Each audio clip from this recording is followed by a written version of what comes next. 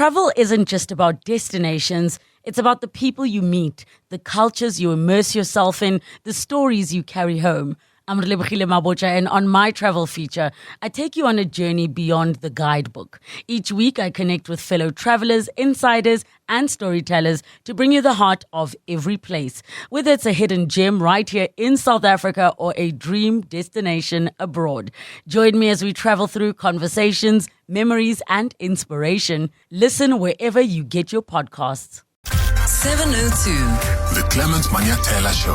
Let's walk the talk. Right now, we start the conversation with the former Gauteng Premier and Minister, now businessman, Tokyo Sexwale, who's in studio with me this morning. How are you doing, Mr. Sexwale? Welcome to 702. Are you well? I'm very good. Yeah. And you? I'm perfect. Nice to feel welcome. You used to be a host, on 702, hey? But you were in the old building. Yes, it was a good moment at the time as Premier of the province, and there was a suggestion made by some of the shareholders and producers that I had attended a breakfast. Yeah. Not breakfast show, just a breakfast, corporate breakfast of 702. And somebody came and said, look, Tokyo, we can give you 1 hour every evening on Wednesday. Yeah. And they named the show not the Clement Manyathela Show. I don't know what Manyathela you, but it was called Talk to Tokyo. Talk to Tokyo. That was so revolutionary. Yes, that was so revolutionary. All right, welcome back to 702. Thanks a lot, yeah. I mean, you're coming in when emotions are still a bit high, because we were just talking on the open line about the Minister of Higher Education and what's happened in Parliament. Yesterday she was claiming that, they are taking me because I'm a woman. It's misogyny. But and I just think sometimes your party stresses us, man. Hey. I don't know when you guys are going to get it, that South Africans just want you to do the job. Just take action against people who are doing wrong, fight corruption, and we'll be fine. There are two words here, Clement. I didn't come to talk about the minister. No, I'm hijacking you. Yeah, I know it's hijack. But let me say that it's been a long while. I apologize. I think it's more than a year you've been trying to get me into the studio. Yes. But finally you catch me in the streets and we're here. I dragged you here. Two things. It's three. Minister, higher education. So let's go to the last word, education. We have to conduct ourselves like educated people. Can't just be in charge of portfolio and you are dishing out something that is opposite to education. It's worse, second word, the higher. It's not just education, it's a higher one. We expect high performance, more accountability, more responsibility. And the first word, of course, is a minister. We tend to forget when we get to government. You say I was in the studio when I was Premier at the time. We just set up a government in 1994. People since then, a lot of people, it has become commonplace today, seem to forget that you're a servant of the people. You're not a boss. So we come in, I'm the boss, I'm in charge. Somehow this thing got lost. We've got to go back to basics. And the spade must be called a spade. The president must crack the whip. Okay, must crack, I repeat. The president must crack the whip. You know why they call him spineless?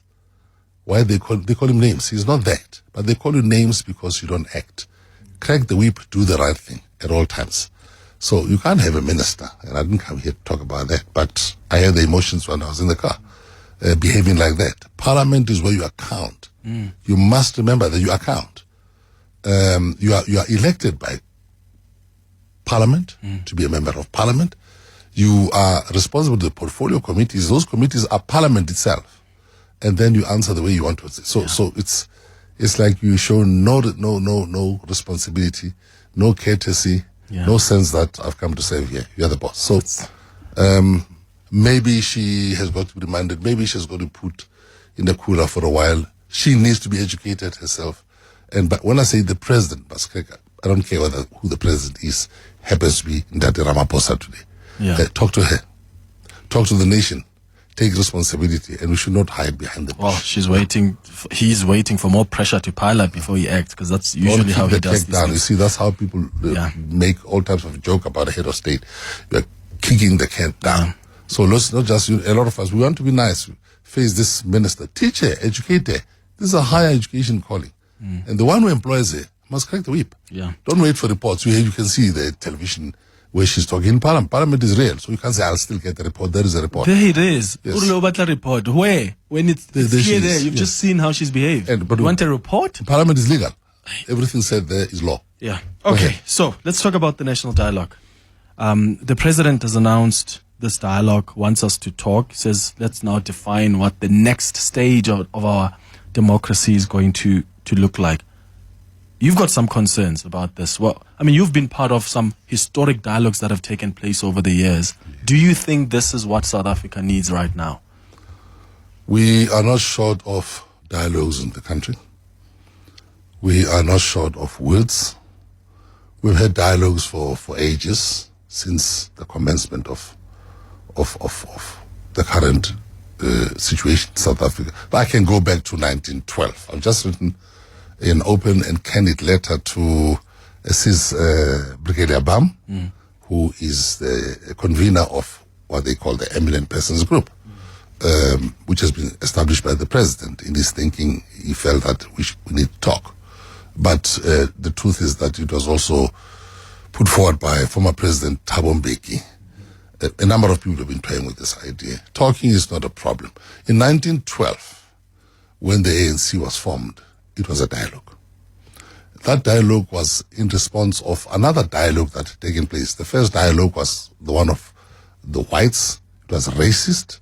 They had decided to form a country out of 4 republics: Natal, Cape, Free State, and the Transvaal. And they formed a country called the Union of South Africa. It was that dialogue. But they excluded us from that dialogue. Okay. 2 years later, after 1910, we dialogued as black people, responding to that, to set a stage of what kind of South Africa we need to build. The ANC was formed. So that's the first dialogue.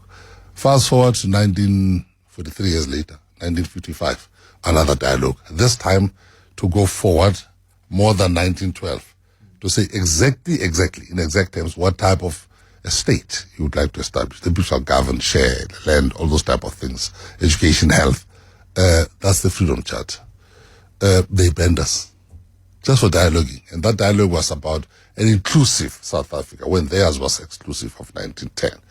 And they formed a republic through their own dialogues in 1961, changing the country's name from Union of South Africa to what you call Republic of South Africa. They forced us underground.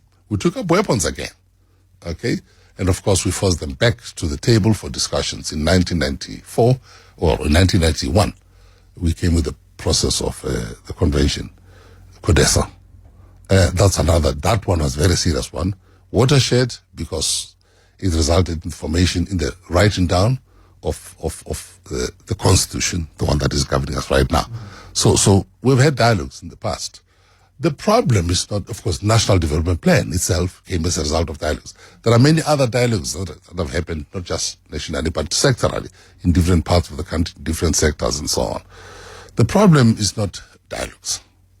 It is implementation of things that we're dialoguing about.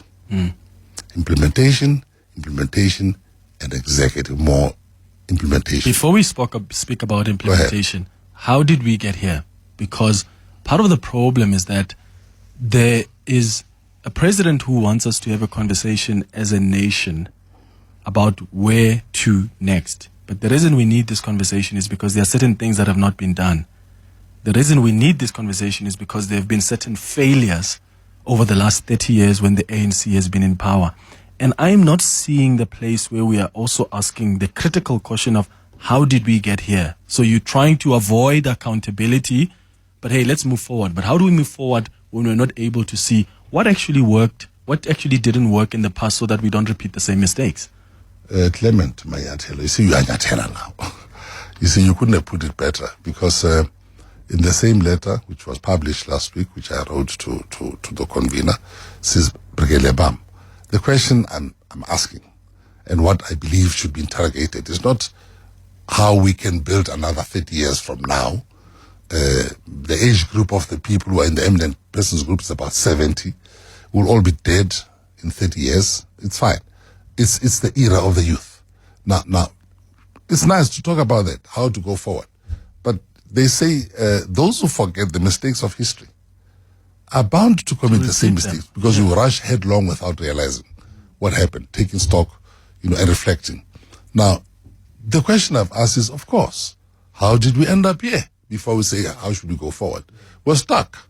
We call these things euphemistically, I say, challenges. It's a crisis, a deep-seated crisis. How did we get here? One, like I said, we've never implemented what is contained in that constitution in terms of the Bill of Rights. Yes, some things have been implemented, but we've avoided those things that needed to be changed. The land question has not been properly settled in this country. We said that there must be proper empowerment of the people of South Africa. That has not been done adequately. I'm going to say that from this side of our table. You should realize I'm sitting around the table with you. Executive decisions have been taken by governments over and over again. Parliament has put a stamp of approval on those decisions. Ministers have taken decisions, things have not been implemented. There are plans and plans and plans and plans. Yeah, but then of course people go into offices to do precisely this. Yeah, to become bosses of people. Then once you've reached that level, it becomes a free flow of wrong things. One, you start appointing the wrong people. Because my cousin, my sister, it's full in the press right now. My cousin, my mother, my sister, my brother, that type of thing. So you start owning this thing. Number two, you start giving contracts and monies. And it's all about government is about budgets, and budgets about distribution of public money, taxpayers' money. You distribute it anyhow to your friends or relatives, that type of thing. You appoint malcontents, people who are incompetent. They know nothing about what they're doing.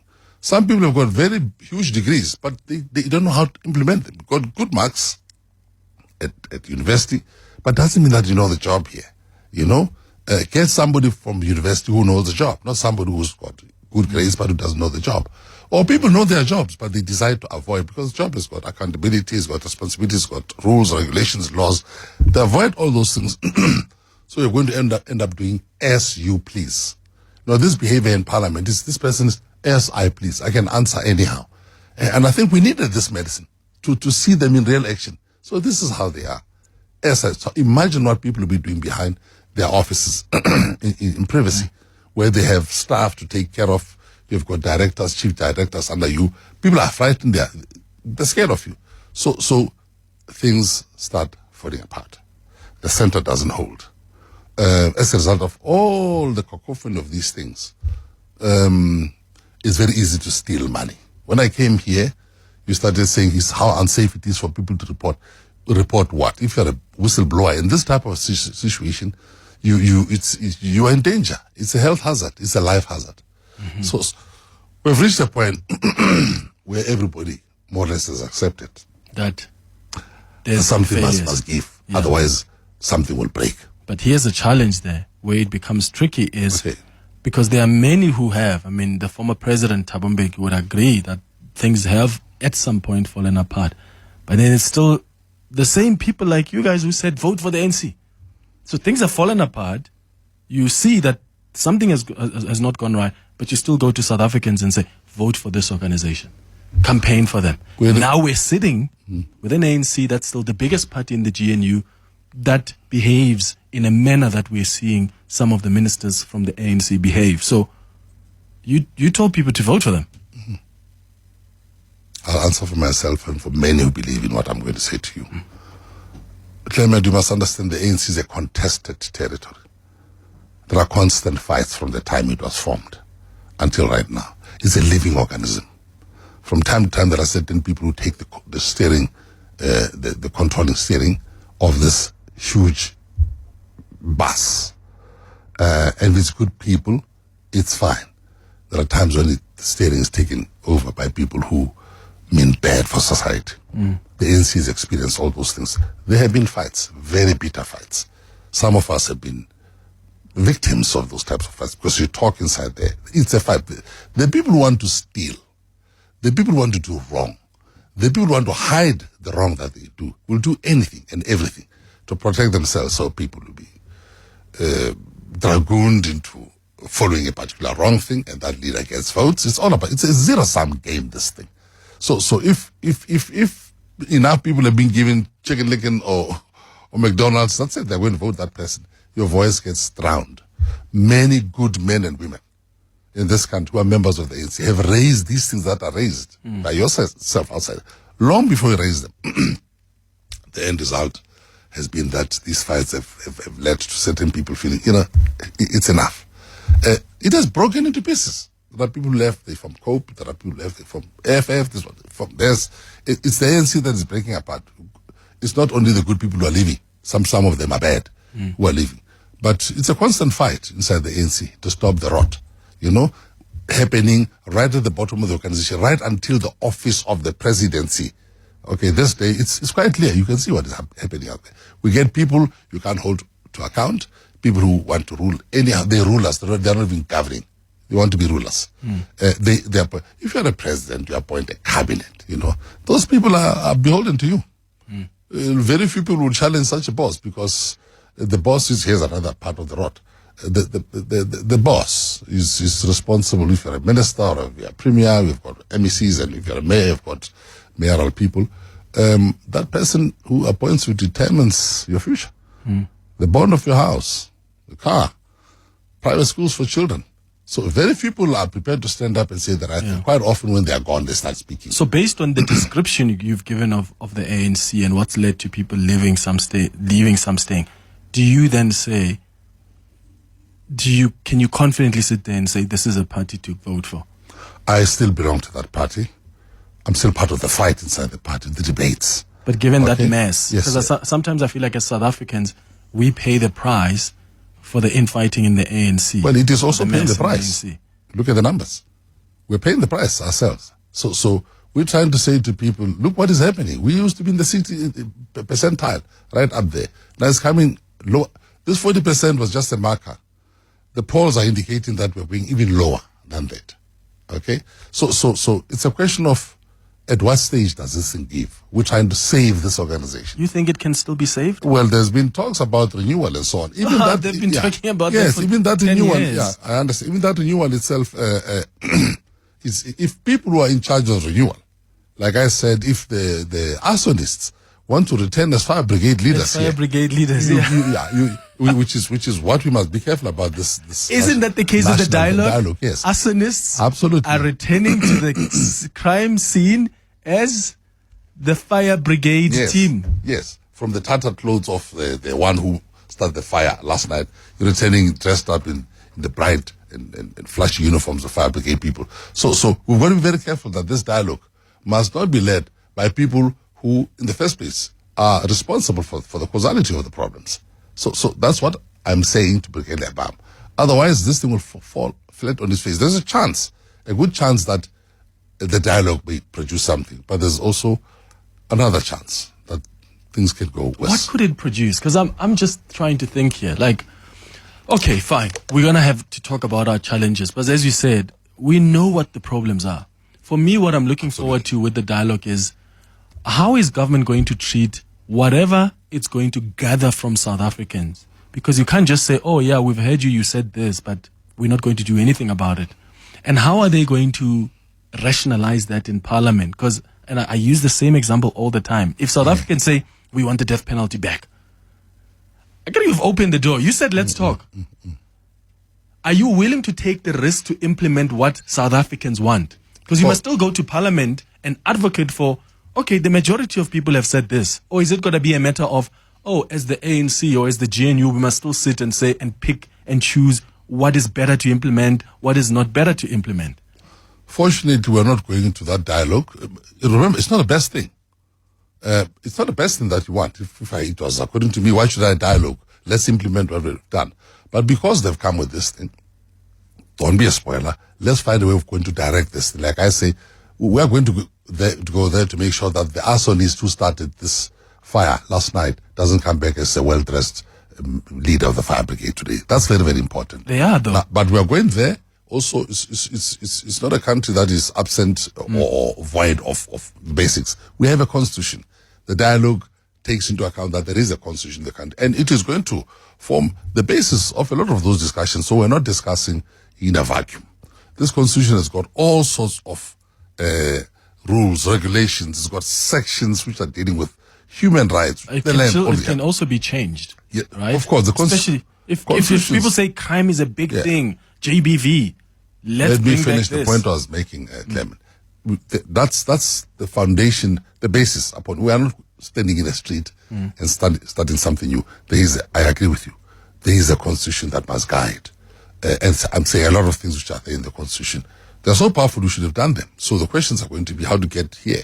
Why were these things not done? Of course, second is whatever is going to be discussed there must find some way of being legislated.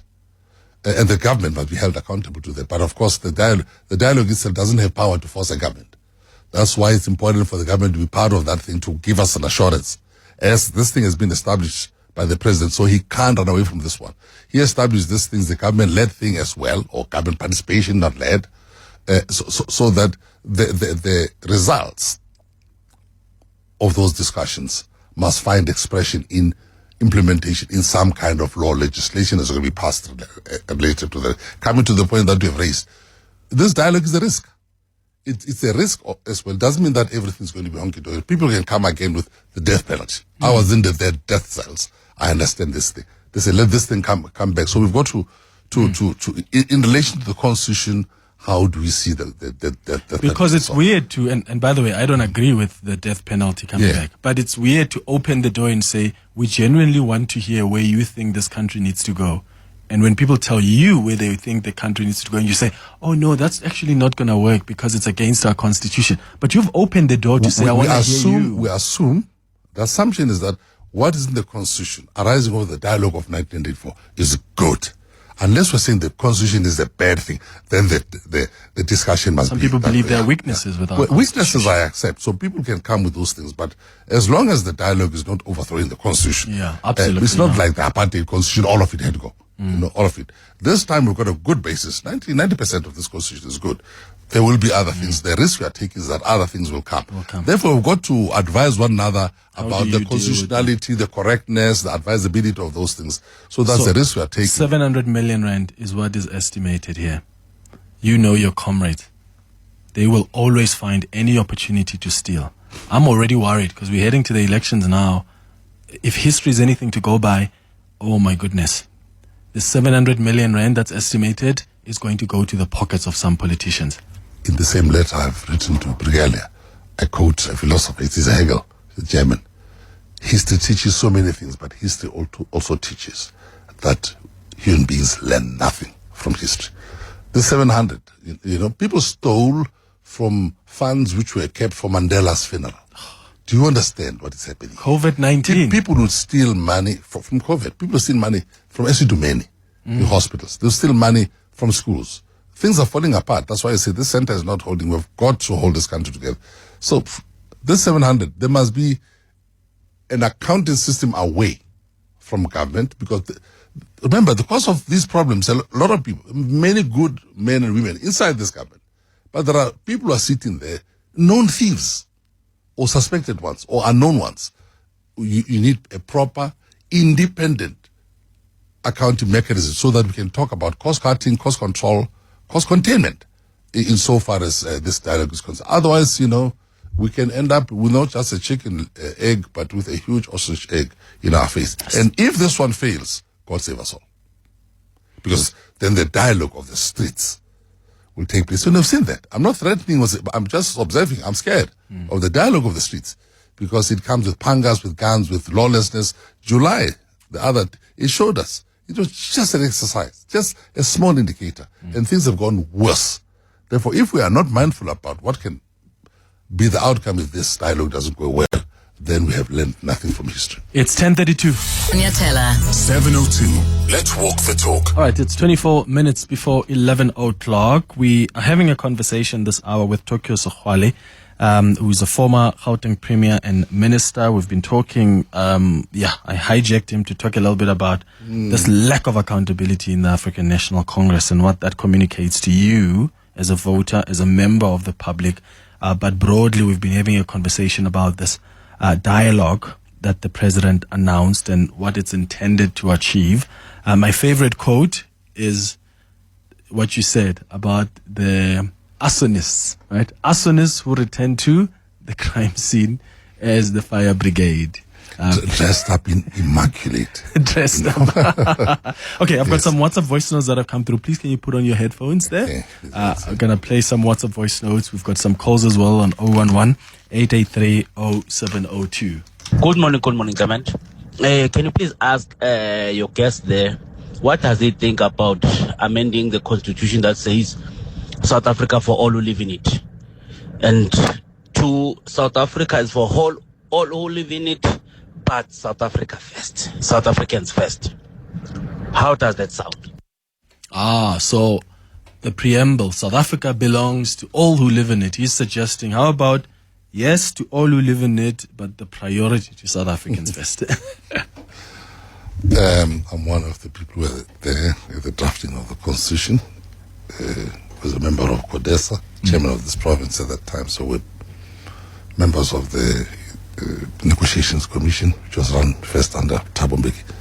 Cyril became, therefore, the successor to that. I don't think we can give such an answer to that question here. It's a moot question, because South Africa belongs to all of it. To all of its people come from the Freedom Charter. South Africa belongs to all who live in it. But legally, people challenge that because it means anybody who lives in this country therefore owns it because it belongs to. Maybe that has got to be discussed again without throwing anybody out of this country. You know what is happening in America, people are being pushed up and so on. To maybe redefine the proper ownership of this country. Because there is a point in saying that anybody comes here and of course now you belong.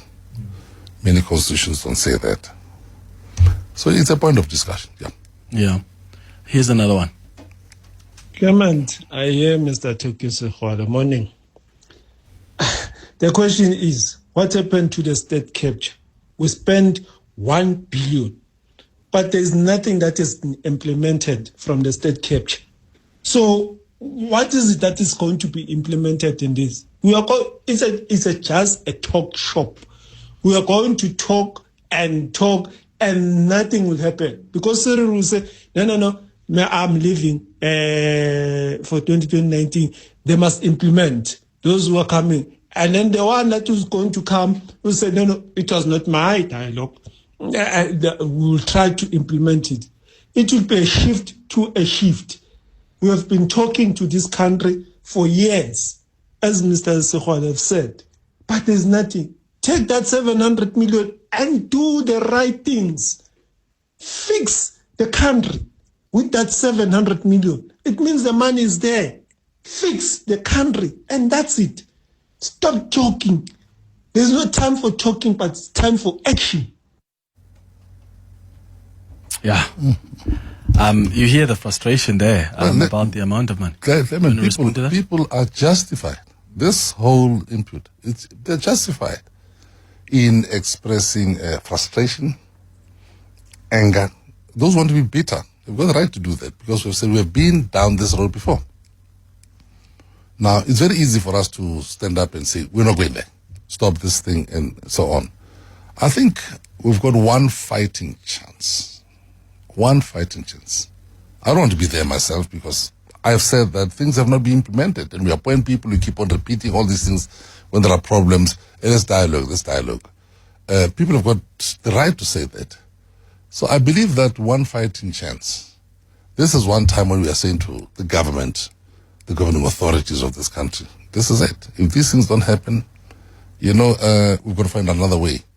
Is it through a dialogue? Perhaps this should be given a chance. Let us run through it. It's correct. Monies have been spent over and over again. And without us seeing the real substance of where this money is going. Therefore, I share the view of the frustration. And he's right, of course, the president is an outgoing president. He's in the departure lounge. He's established this thing. It's like kicking a can down the road. Because course, he won't be there. Let alone the 30-year plan. We'll all be dead, and we think that we can do things for the youth. That's why the driving seat of the dialogue must be led by the youth. We must be champions of the youth because it is their future. It is their future. So let's stop fooling around here. I mean, the NDP, we've missed all the targets. It's all there. All the targets of the NDP. It's all there. Okay? It's all there. The NDP, I mean, how much has been implemented insofar as that is concerned. But coming back to the Zondo Commission, sadly, over 90% of the people mentioned there come from my party. So come from my party. All these malfeasance, all these malcontents, all these people who are fingered as potential criminals come from my party. It's a sorry side. But it says something. It's not the journalists who are saying this. It's the judge. After a process of people presenting, and they come to the conclusion that the problem is here. So if you go down 40%, don't be surprised in the streets. It's real. Face this thing and the numbers are coming further down. So I'm saying whilst the ANC has got its own, we have got our job to do insofar as whatever we can renew. Let's also not postpone the issues of the nation, of the nation on behalf of the ANC. It's the elections next year. Are you going to be telling South Africans to vote for the ANC again? ANC must not try to solve these internal problems through this dialogue. People will see it, and they're already voicing their opinions so far as that is concerned. I want to repeat, like Mandela used to say, there are very good people. This is an organization of good people. Let me tell you who are members of the ANC, who are not corrupt. They are there, they vote. They believe in this thing. It's you, it's a teacher, it's a nurse, it's a petrol car attendant, it's a taxi driver. This is us. I was the leader of the ANC at national and provincial level. These are these people. That's the ANC. They've done nothing wrong. The story, it is from them that things are being done. Therefore, there are malfeasance. There are malcontents inside the ANC who protect one another. They'll do anything. So why must those people who are honest then keep the organization? That's why the ANC must renew itself. But they failed. Well, 10 years. 10 years have been talking about renewal. The more it fails, the numbers. Have you seen it? So what I'm asking is, next year, are you going to go out in Soweto again with Thabo Mbeki and Clement Manyathela and tell South Africans, vote for this party? When you have seen their attitude, when you have seen what's broken about the organization, because people listen to you guys. Like, I know of people who, when Thabo Mbeki stands there, the former president says, give this organization a chance. They love the man so much that just on that word, they're going to do it. And now, the same former president will come back and is frustrated by the organization, and they are left with, oh, but he told us to vote for them. And here we are now. And I'm not saying this to decampaign the ANC in any way, because I say this about the DA, I say this about many other organizations. I'm just, right now, we are talking about how things have fallen apart. Would it make sense for you to go out to the streets then and say, vote for those organizations? The next General Council of the ANC is coming. I think we have got to go back to basics and say exactly what you're saying. You now expect us to go and vote for these people, for these Zondo people, but we'll talk it there. If renewal is going to be a renewal, then we must face the facts. Call a spade, and people should realize that you can't expect us to go. Maybe that's why the numbers are not just coming down. Leaders are also beginning to realize that it's a lost cause. But I want to say, the ANC, the majority of the people, they are not a lost cause. That's why the ANC must take a knee and bow down to the views of the people, as it has always done throughout its own dialogues in 1912, 1955, and so on. The ANC must come to terms with the fact that, you have been given enough of a rope. You're going to hang yourself.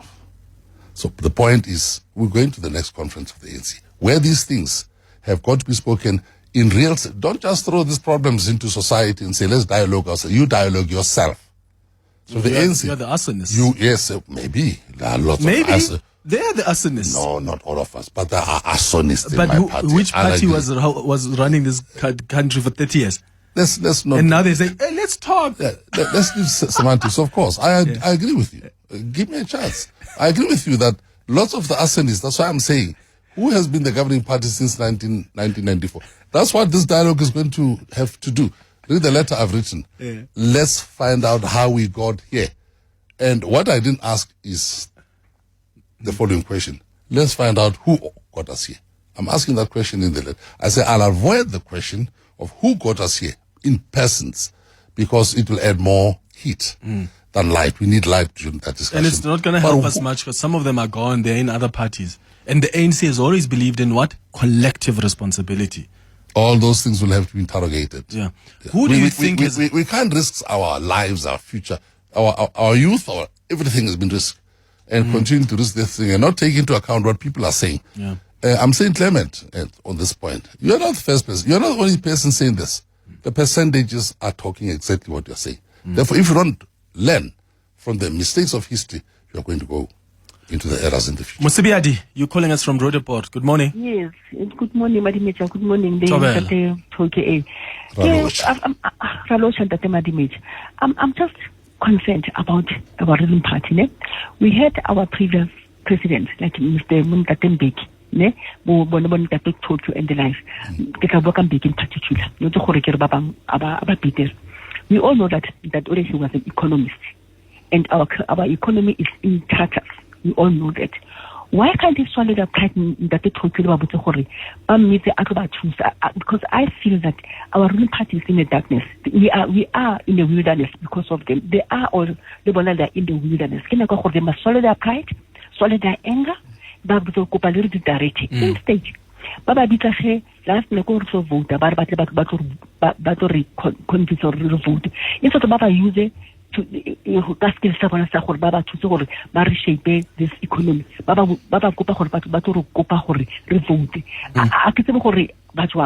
and this 700 million dialogue is a waste of money because of now. These people don't listen. They don't have receptive ears. So how about their pride? But because our economy, we are in the wilderness. So who's gonna be the Moses? Thank you, Mammo Sibiadi, for your call in Roodepoort. Who do you think is the Moses who's gonna lead the ANC, as Mammo Sibiadi say, out of this wilderness? Let's look at the future now. Petrus Motsepe is being mentioned. Paul Mashatile is gonna definitely run. That's where the problem has been. You see, we are so mesmerized with the Mandela era. The one man who came out of jail, the one who released Mandela, he comes out. And we believed in him. We drafted all types of laws thinking that presidents will always be like him.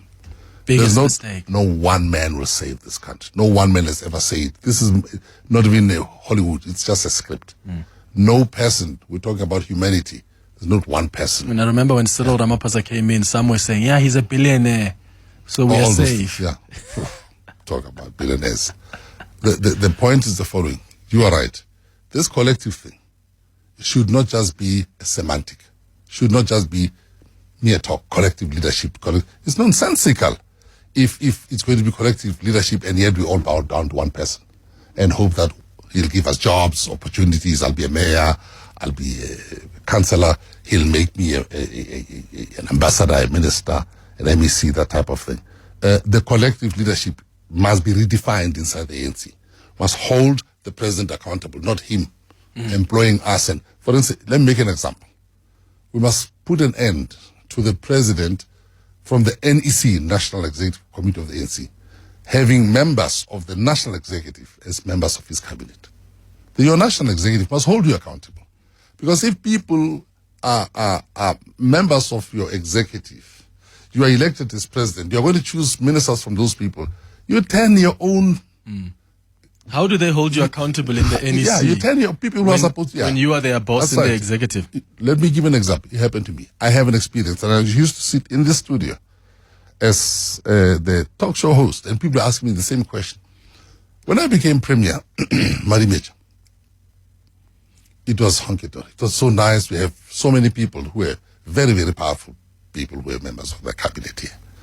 Some of them, a day after I was elected, after saying, I will be the president, I accept, started remembering my birthdays, my grandmother's birthday, my daughter's birthday, and people were very critical along the road of this good organization. They stopped. Because you know why? Then I realized his car, his blue light, I never had one. His the money for private schools, lifestyle, title, Your Excellency, Your Honorable, those, they belong to me. The food in the fridge is mine. People change. I called them and I said, you've changed, comrades. You're no longer as open as critical. I'm telling you the truth. You're no longer open. I have people like Den Fokeng, Jabum Leketi, Jesse Duarte, Paul Mashatile. because it's a new cabinet, I didn't know these people. Lots of good people there. But some of them started changing because power and money power changes people, takes away their views, and people don't, at meetings, yes, every statement starts as the Premier was saying. Then as the Minister has said, the President, as the President, people are just, rubbing their fingers. It's a culture that's been created in the organization. So I'm back. How do you solve that type of a thing? The national executive of the ANC must be the boss of the President, because the President is from amongst them or whatever. Yeah. Hold that person account. He can't employ us, but they all want to be next to him, and then you can meet a million times, it will get nowhere, because you cannot even hold the current president accountable for some of the things he's suspect for, because the party will rally around him. Yeah. 8 minutes now before 11. You're with Clement Manyathela. 702. All right, it's 6 minutes before 11 o'clock. We're wrapping up our chat with Tokyo Sexwale, who's in studio with us this morning. I've got some messages I want to go to in a moment, Mr. Sexwale, but I asked the question earlier. You didn't respond to it. Paul Mashatile, is that the president the ANC needs? Is that a question? The ANC decides in line with its own decisions. What do you think? What I think doesn't matter, I want to say. Because I would like to point out who I may want to be the president. It's not for me to make that decision. It would be wise to steer clear of that controversy. What I have said in public, talking to a show of the young man, Mpofu Sizwe, was to say that the ANC must avoid this ruction, this disruptive way, catastrophic way of replacing presidents. Since Polokwane, president comes, throw him out. That's happened to Thabo. Zuma didn't finish, throw him out. So I said, avoid, we are destroying the ANC. Avoid this thing of kicking people out. I said, Ramaphosa, you can't kick him out. Let him finish his term. He's an outgoing president.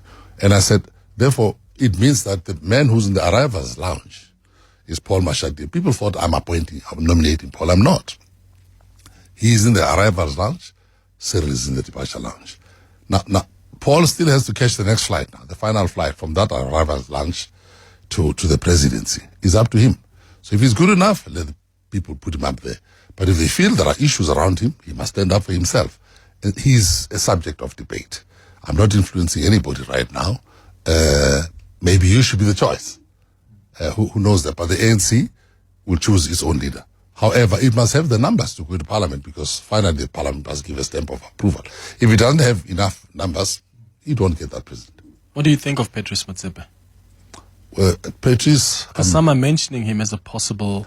I've seen that. I don't know if he's interested in that, because when he was in NAFCOC in the past, he did make a statement that... He doesn't want it. Yeah, that politics is for crazy people. He says, I'm not mad. You see, was he wrong? Perhaps not.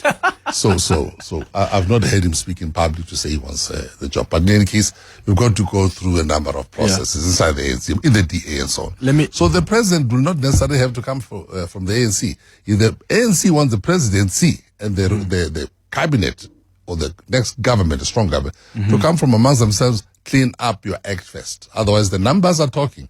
I'll keep on saying the numbers are talking. People are talking, and the ANC must learn to listen. So it's not about the national dialogue only, it's about your dialogue yourself. If you don't dialogue that, I'm sorry, it will be the end of the road. But let me ask you this way then. What kind of a leader do you think, because you've spoken about how things have fallen apart, what kind of a leader do you think can at least help the ANC reshape itself? The leader must be sensitive. The kind of leader must be held accountable first. There must be systems, not him. It's uneventful for me, the type of a leader that we may have. I'm not impressed by that. We have been impressed by all these things in the past. It has not worked. There must be systems that hold that leader, whoever he is, accountable, so that we can put him up there and remove him the following day. If you don't have that power, then you are stuck for 5 years. Secondly, it must be somebody who understands where this country is going. We need discipline in this country. Firm discipline. Things are falling apart. We don't need sweet talk anymore. We need people who have the interest of this country, respect the constitution, the law, respect the people, and understand that you are a servant of the people, not their boss. We need discipline from a leader. How critical is that NGC going to be? I don't know. It will be as critical and as good as the people inside there are prepared to say the things that must be said and change the ANC from inside. Do you attend these things? I do. When Will you speak out there? Invited. Of course, we would like to. We'd like to. If people wanted to come. Because if you're saying the ANC we do is get at a invited. crossroads, this is, I would imagine then that, I mean, now you shouldn't even care about will they like me, will they not. If you care much about this organization, here's a chance for you to play a role in trying to save it. If at all, it's even possible to save it. If the ship hasn't I love sailed. it so much. I've given my life to this thing as a youth person. To be on Robben Island for so many years and the death cells where I'll be going to Pretoria, I'll be visiting that place today. It's it. And to have gone out for it. I said my father's house is on fire. That's what I said last year. Let's campaign for this organization. But we've got to think twice now. The ANC must begin to listen to us. And if they don't listen to me, the numbers are talking. What do you say to a South African who says, Mr. Sexwale, I listened to you when you said the fire was burning. Let's help put out the fire. And I tried to help put out the fire, but I'm now disappointed.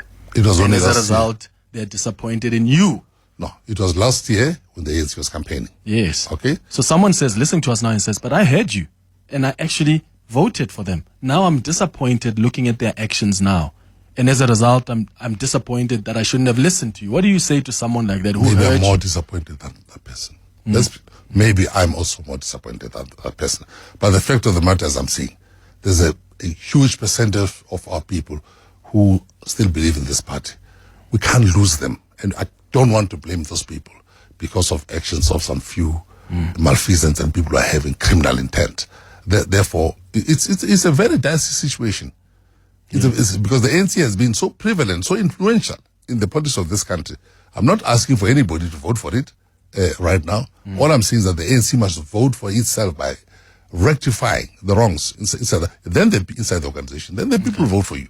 But if we don't hold ourselves accountable, it's a foregone conclusion that you will end up hanging at the end of that rope. People have given us sufficient rope to hang ourselves. But again, I conclude, it consists the bulk of the people, good men and women, who have been betrayed by a lot of us inside there. By a lot of us. Thank you for making time for us. I need you to come back here because I want to talk to you about the Middle East. So I'll drag you back in studio at some point. Yeah. I've been there, Hamas. I know. So I'll bring you back. Yeah. As long as you make a commitment right now on air that you're going to come back. It took us a year to do this one. It must take us 2 months this time around, please. All right. Let me release you. I know you're going somewhere. I'll see you where you are going next. I guess we're going to... Because I'm coming to that same event as well. All right. Thank you. That's Tokyo Sexwale, the former Gauteng Premier and Minister. It's 11:01.